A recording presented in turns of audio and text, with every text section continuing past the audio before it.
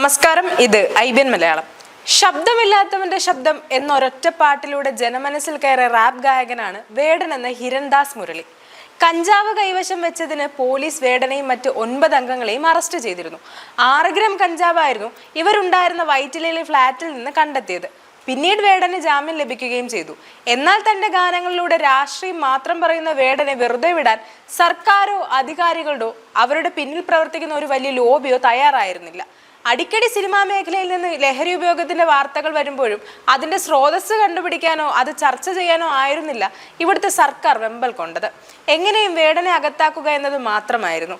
അതിനവർ കണ്ടെത്തിയ മാർഗം മാത്രമായിരുന്നു വേടന്റെ കഴുത്തിലെ പുലിപ്പല്ലിന്റെ മാല. തികച്ചും രാഷ്ട്രീയ പ്രേരിതം മാത്രം. ഈ അവസരത്തിൽ രാജേഷ് നാഥൻ ഫേസ്ബുക്കിൽ പങ്കുവെച്ച ഒരു കുറിപ്പുണ്ട്. അതിൽ വ്യക്തമായി ഈ കാര്യം പരാമർശിക്കുന്നുണ്ട്. പോസ്റ്റ് ഇങ്ങനെയാണ്: സവർണ മുസ്ലിം ഫാസിസത്തിന്റെ ഇരയാവുകയായിരുന്നു ഹിരൺദാസ് മുരളി എന്ന ദളിത് വേടൻ. മുഹമ്മദ് ഫാസിൽ എന്ന ഡബ്സി അവന്റെ കയ്യിൽ ഇരിപ്പുകൊണ്ട് മാത്രം സ്വന്തം കരിയിൽ തുറച്ചുകൊണ്ടിരുന്നപ്പോൾ വ്യത്യസ്തമായ രീതിയിൽ മുന്നിലേക്ക് വന്ന വേടന്റെ വളർച്ച പാണക്കാടന്മാർക്ക് പാലൂട്ടുന്ന സവർണ മുസ്ലിം ജിഹാദികൾക്ക് രസിച്ചില്ല. 6 ഗ്രാം വരെ കഞ്ചാവ് പിടിച്ചാലും കേസിൽ നിന്ന് ഊരിപ്പോവാമെന്നിരിക്കെ വേടന്റെ കയ്യിൽ നിന്നും പിടിക്കുന്നത് 6 ഗ്രാമിൽ കൂടുതലായിരിക്കണമെന്ന് തിരക്കഥയിൽ ഉണ്ടായിരുന്നു. രാസലഹരിക്കെതിരെ പരസ്യമായി വേടൻ പറഞ്ഞതും അയാൾക്കെതിരെ തിരിയാൻ നർക്കോട്ടിക് ജിഹാദ് നടത്തുന്നവർ തീരുമാനിക്കുകയായിരുന്നു. ഏറ്റവും ഒടുവിലായി പക്വമായി തന്റെ തെറ്റ് ഏറ്റുപറഞ്ഞ് നല്ലൊരു മനുഷ്യനായി തിരിച്ചു വരാമെന്ന വേടന്റെ വാക്കുകൾ പോലും മുസ്ലിം ഫാസിസ്റ്റുകൾ പ്രതീക്ഷിച്ചതല്ല.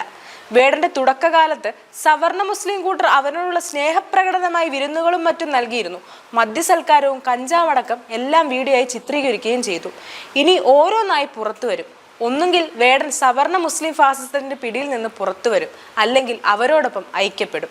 ഇരട്ട നീതിയാണ് എന്നും ഇവിടെ ഉണ്ടാകുന്നതെന്ന് വേടൻ പറഞ്ഞത് എത്ര ശരിയാണല്ലേ. News desk IBN Malayalam.